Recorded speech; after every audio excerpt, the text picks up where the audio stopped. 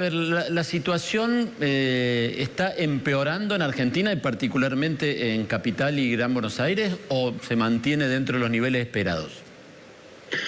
En realidad lo que está ocurriendo es que la epidemia en la Argentina se ha concentrado crecientemente en el área metropolitana de Buenos Aires, donde se están dando arriba del 95% de los casos. Recién estoy viendo la información del día de la fecha. Pero en realidad responde fundamentalmente a que ha cambiado la estrategia de testeo, tanto en la ciudad de Buenos Aires como ahora en los partidos del conurbano, donde se está haciendo una búsqueda activa en las poblaciones más vulnerables que viven en los barrios de emergencia. Y esto es el factor más determinante que está dando cuenta del aumento de la curva epidemiológica y de los nuevos casos. Lo que no queda claro, por eso no me atrevo a decir si verdaderamente estamos subiendo esa cuesta famosa hasta llegar al pico o no, tiene que ver con que cuando se hace una estrategia de búsqueda activa de casos, en realidad lo que no sabemos bien es si estamos detectando nuevos casos o simplemente estamos detectando aquellos casos que ya estaban circulando, solo que no tenían diagnóstico. No sé si soy claro. No, perfecto. Una cosa es que haya casos nuevos y otra cosa que si hubiésemos hecho más testeos antes, hubiésemos llegado al mismo número, ¿no es cierto?, que ahora. Exactamente. Entonces yo creo que son ambas cosas. Entonces no me parece que el pico en este momento, digamos, esté empinado en la medida que ha pasado, digamos, se había estacionado, parecían los casos totales en los últimos días en 600, 700, y ahora pareciera que saltaron un nuevo escalón a 800, 900, pero realmente es muy difícil discernir si son casos nuevos o simplemente son los casos que ya estaban y que ahora están detectados. Claro, yo lo que estoy viendo, doctor, y le quería preguntar, es un aumento ciertamente sostenido, pero muy poquito, de la cantidad de fallecidos en la Argentina, lo que estaría diciendo, bueno, entonces la segunda opción. Lo que se están encontrando son casos que antes no se encontraban porque no se testeaban, pero por otro lado me informan, no sé qué datos tiene usted, de que han aumentado la ocupación de camas de terapia intensiva en Buenos Aires. Sí, en realidad el número de fallecidos, yo diría que las curvas se mantienen bastante estabilizadas desde hace ya un tiempo largo. Hoy hubo 14, estoy recién viendo la última información, hoy tuvimos 14, pero esos son los números que se vienen manejando desde hace ya, yo diría, un mes largo. Con lo cual no veo que haya un aumento muy importante de este número, que es el marcador real de, digamos, más duro, más objetivo de la epidemia. La otra, como usted bien dice, es la ocupación de camas en terapia intensiva, que hasta ayer eran aproximadamente, digamos, había 275, creo, camas ocupadas en el país, probablemente por ahí hoy son un poquito más. En la ciudad de Buenos Aires era aproximadamente el 60%, o sea, unas 160 camas de terapia intensiva, que efectivamente representan entre 15 y 20% de las camas totales. O sea que yo diría que todavía, digamos, el sistema de salud está bastante bien, en este momento preparado para soportar inclusive un aumento mucho más importante de casos y de complicaciones. Doctor, no estamos ni de cerca con un sistema, digamos, desbordado, como por ahí se quiere hacer pensar.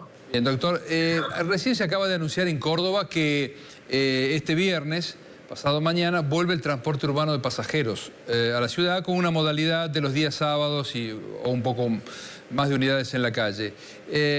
¿Qué precauciones debería tomar la población de Córdoba, teniendo en cuenta el antecedente de los porteños respecto de la circulación en las unidades de transporte?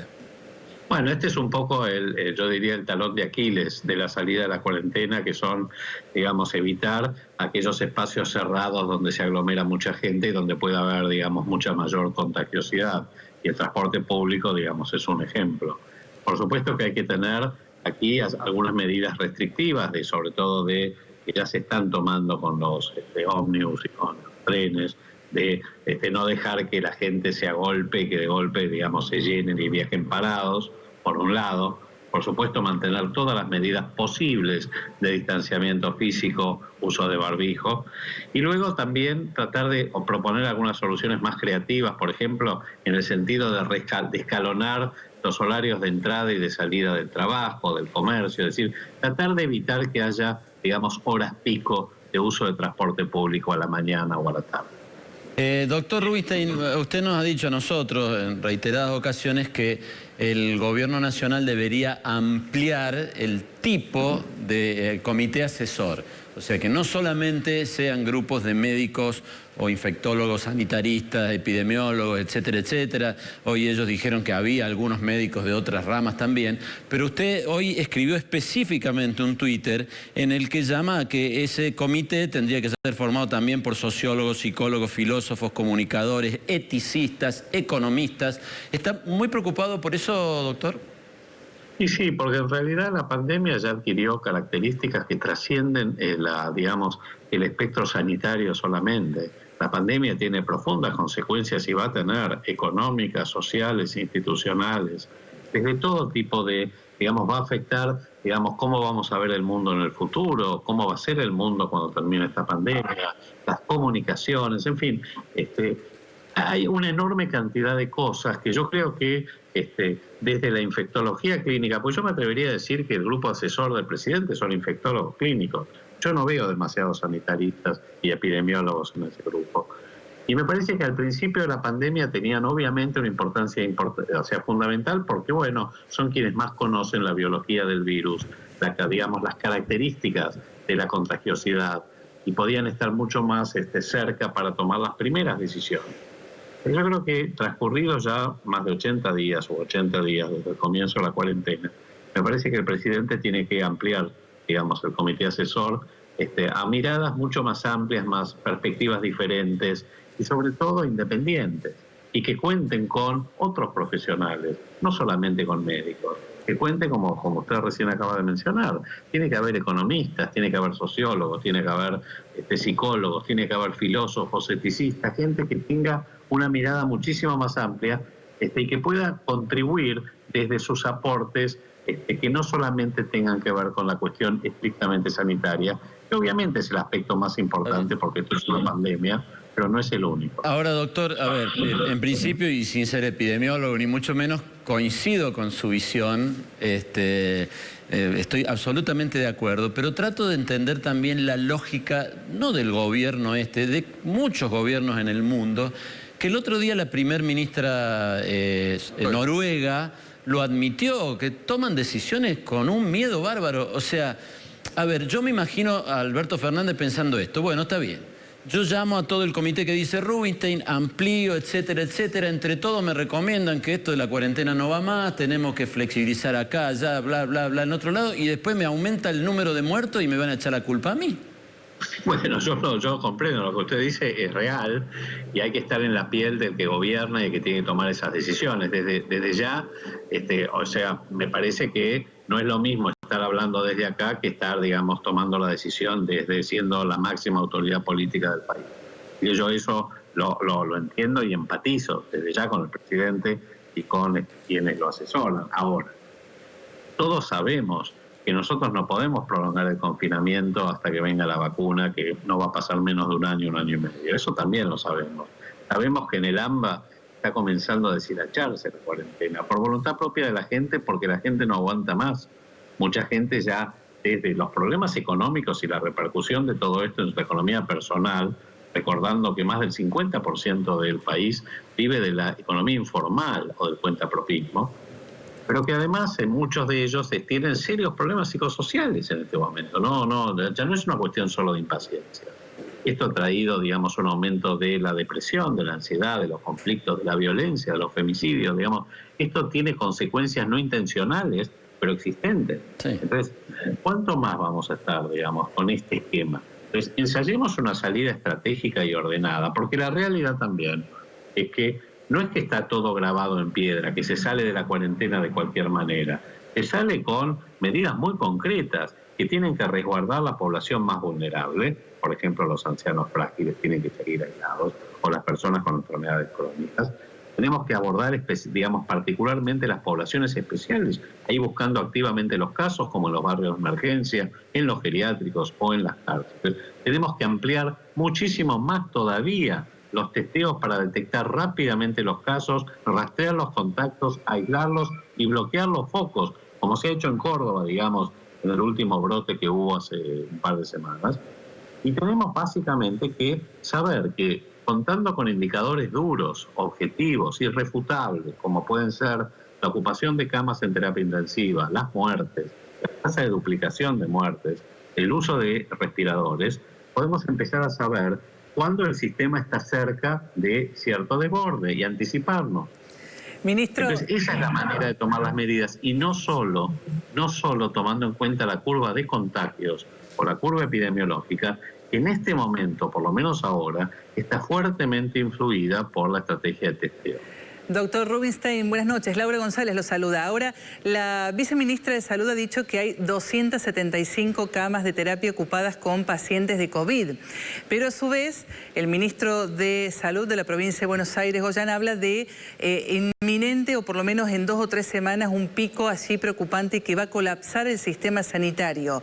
Con 275 camas ocupadas hoy en todo el país, ¿es probable que suceda en un corto plazo ese colapso? Mire, digamos, entre que uno toma la medida, sea, por ejemplo, relajar o endurecer las medidas, y el efecto, en general uno tiene que anticiparse con por lo menos 2 semanas antes. Dado la ocupación actual de las terapias intensivas, veo improbable que esto ocurra. No veo improbable que ocurra, digamos, que por lo menos en los próximos poquísimos días o semanas. Lo que dice el ministro de Salud de la provincia, la verdad que ha tenido una enorme cadena de declaraciones desafortunadas. Así que yo, la verdad que no sé de dónde saca los datos.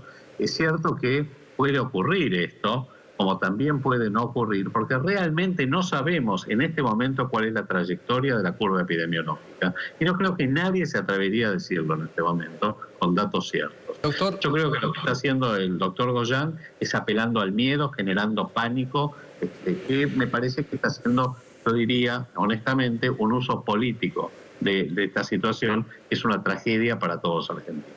Doctor, ¿qué rol le asigna en el combate a la pandemia esto que se está difundiendo últimamente del tratamiento con plasma de los pacientes recuperados? ¿Qué efectividad tiene eso, y mirando a futuro, qué impacto puede tener? La evidencia es muy débil, pero pareciera tener cierto efecto, digamos, beneficioso, aunque todavía los estudios son muy limitados. Se están haciendo aquí, entiendo yo, varios estudios con plasma o suero de convalecientes, uno para tratamiento de las formas más graves y otro ahora que va a comenzar digamos, de tratamiento inicial. Ojalá, digamos, podamos tener resultados auspiciosos. La verdad que hasta que no tengamos los ensayos clínicos, como ya hemos visto con otros tratamientos que también parecían milagrosos, como fue el caso de la hidroxicloroquina, que finalmente demostró que el perjuicio es mucho mayor que el beneficio, provocaron más cantidad de muertes. Esperemos que esto no ocurra en el caso del suero de pacientes, digamos, suero de plasma convalecientes, pero hay que esperar los resultados del ensayo clínico. Y ya que estamos en materia médica, le hago la última pregunta, que tiene que ver con la discusión en Italia, porque cada vez hay más especialistas que plantean que el virus como que se está debilitando, que los pacientes, o por supuesto fueron criticados también por los epidemiólogos y infectólogos oficiales en Italia, pero planteaban esto, de que cada vez en las clínicas, en los hospitales, están viendo que los pacientes que llegan en mejores condiciones que los que llegaban al principio, como que la carga viral es menor, etcétera, etcétera. Eso no parece haber una evidencia tan grande, pero se está hablando cada vez más, sobre todo en Italia. ¿Qué opinión tiene? Bueno, son parte de las conjeturas y de las hipótesis y de las evidencias que pareciera están apareciendo, digamos, últimamente. En realidad, lo que pareciera estar viéndose, aunque todavía no hay ninguna certeza de esto, es que el virus está aumentando la contagiosidad, pero disminuyendo lo que se llama patogenicidad, la virulencia. Esto pareciera ser así. Se está viendo, digamos, que más del 90%, ya bastante arriba, el 90% de los casos no tienen síntomas muy leves o son asintomáticos, cosa que, bueno, si bien no parecía ser la realidad cuando comenzó la epidemia. Sabemos también que este virus muta mucho, porque es un tipo de virus que muta mucho, y que en estas mutaciones habitualmente lo que trata el virus es de irse adaptando mejor a su huésped, en este caso digamos, el humano. Y justamente lo que evita el virus, que es una máquina de reproducirse, es matar al huésped, porque entonces se muere el virus. Entonces, como pasó con muchas otras virosis que finalmente se quedaron como huéspedes naturales, como pasa con el virus de la gripe, En general, esto puede llegar a ocurrir. No sé si está ocurriendo, hay conjeturas. Yo no me atrevería a decir que el virus va a desaparecer ni que ha disminuido su virulencia al mínimo, pero es cierto esto que se está diciendo, es una de las hipótesis que están circulando. Doctor, la última pregunta de mi parte. ¿Qué opina de este anuncio que se hizo hace ya un par de semanas atrás de Alberto Fernández y la gente del CONICET? Del NeoKit, digamos, para hacer los testeos rápidos en una hora, una hora. ¿Qué pasó con eso? ¿Qué no, bueno, entiendo que no, es una gran noticia, porque además es un desarrollo nacional, una colaboración público-privada entre, digamos, el Instituto Milstein, el CONICET, la Fundación Casará, que es un laboratorio farmacéutico. Me parece que es una excelente noticia, es una prueba directa, además, no es un test rápido de los que miden anticuerpos, sino que es una prueba directa que es muy similar a la PCR, con un poco menos de tiempo, porque no requiere el aparataje, los termocicladores y una serie de aparatos que se necesitan para la prueba de PCR, y que además pareciera que puede producirse a gran escala. Así que esto eliminaría el cuello de botella más duro, más problemático que hemos tenido a lo largo de estos meses, que es la falta de reactivos.